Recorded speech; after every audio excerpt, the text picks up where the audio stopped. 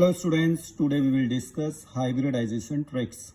अब इजी तरीके से कैसे हाइब्रिडाइजेशन निकाल सकते हैं। तो पहले तो हम डिस्कस करेंगे जिसमें टू डिफरेंट टाइप के एटम्स होते हैं, दो ही टाइप के एटम होते हैं, ठीक है ना। एटम दो टाइप के हैं, मीन्स क्या है कि suppose let CH4 simple molecule में पहले ले लेता हूँ जिससे कि आपको समझ में आए कि क्या चीज़ें हैं। CH4 है, हाउ मेनी एटम्स, टोटल तो 5 एटम है। सेंट्रल एटम आपका क्या है, कार्बन है। 4 हाइड्रोजन है, ठीक है, 4 हाइड्रोजन है। एटम आप केवल एटम को भी काउंट करके देखिए, 4 एटम जुड़े हुए हैं। हाइब्रिडाइजेशन हमने किसका निकालना है, सेंट्रल एटम का।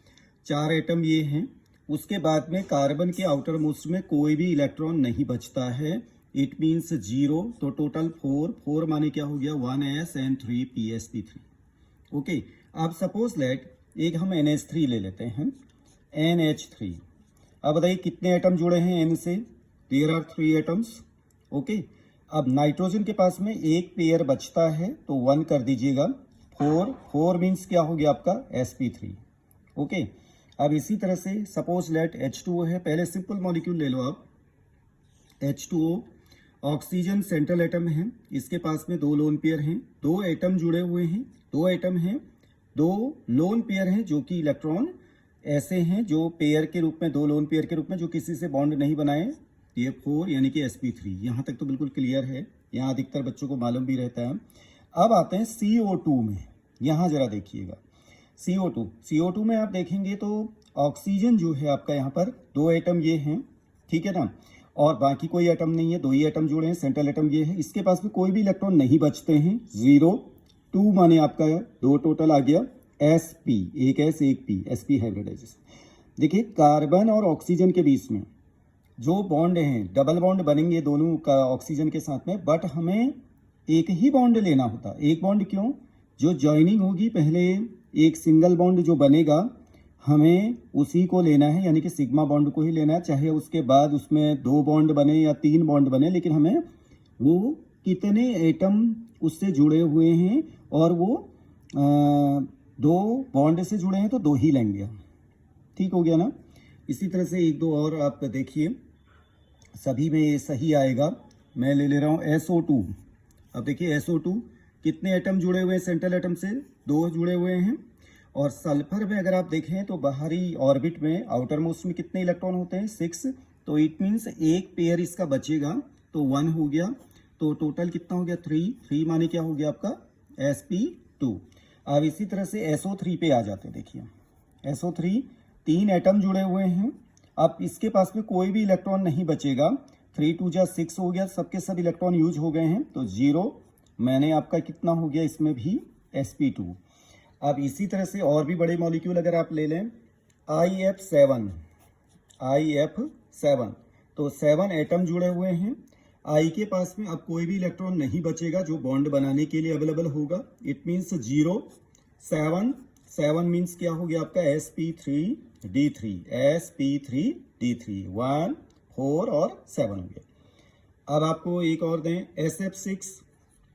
SF6 देखिए 6 एटम जुड़े हुए हैं सेंट्रल एटम के साथ में, और सल्फर के आउटर में उसमें 6 इलेक्ट्रॉन है, 6 के 6 यूज हो गए, कोई भी इलेक्ट्रॉन नहीं बचे। तो इट मीन्स आपको क्या करना है, 6 हो गया। तो क्या आ गया आपका, sp3d2 आ जाएगा, ठीक है।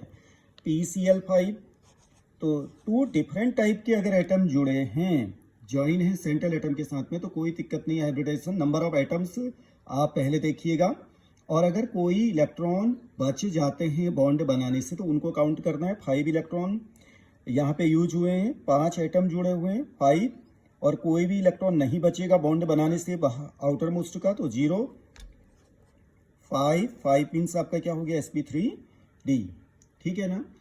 इसी तरह से लेट XeO3 है, 3 हैं ऑक्सीजन जुड़े हुए हैं तो 3 आप कर दीजिएगा, ठीक है।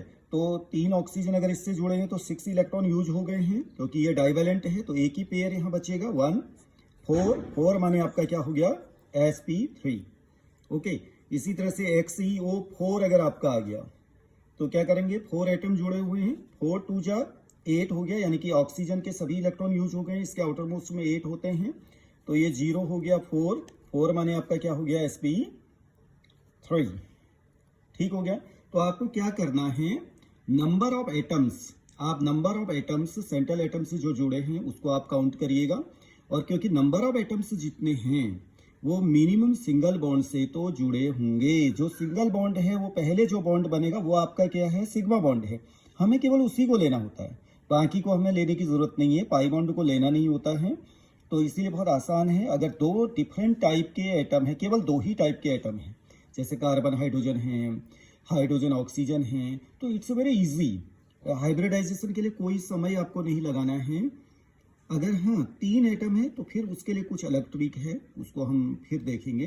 तो ये बहुत आसान है। एक एग्जांपल और दे देते हैं, ClF3, 3 एटम देखिए, 3 एटम जुड़े हुए हैं, 3, और ये मोनोवैलेंट है तो इसका मतलब 3 इलेक्ट्रॉन यूज हुए हैं। 4, 5, 6, 7, 2 पेयर यूज नहीं हुए इलेक्ट्रॉन के, पेयर 2 पेयर तो 5 sp3d। तो इस तरीके से आप इसको जो है आसानी से समझ सकते हैं। जो अभी मैंने आपको बताया sp3d इसका बता दिया आपको, किसका, ClF3 का। ओके, तो it's very easy to find out the hybrid state of central atom if there are 2 different types of atom. 2 different type के एटम के लिए मैंने ये बताया आपको। इसी तरह से अगर आपके चार्ज स्पीसीज भी दी हुई है, सपोज लेट NH4 पॉजिटिव अगर आपको दिया हुआ है, तो नंबर ऑफ एटम्स कितने हैं आपके, देयर आर 4 एटम्स। अब नाइट्रोजन के पास में एक इलेक्ट्रॉन बचता, वो इलेक्ट्रॉन इसने क्या कर दिया, लूज कर दिया है, तो यहाँ लोन पेयर 0, तो 4 मीन्स आपका क्या हो गया, sp3। ओके, इसी तरह से CH3 नेगेटिव है। ओके, 3 तो एटम है, ये नेगेटिव लगाओ तो एक पेयर यहाँ पे लोन पेयर है, तो 3 और 1 4 मीन्स आपका क्या हुआ, sp3। तो इट्स वेरी इजी। ओके, तो आप इससे जो है आप अगर तुरंत हाइब्रिड स्टेट आपको निकालनी है तो आसानी से आप फाइंड आउट कर सकते हैं। Okay, thank you very much. Now see you in next video.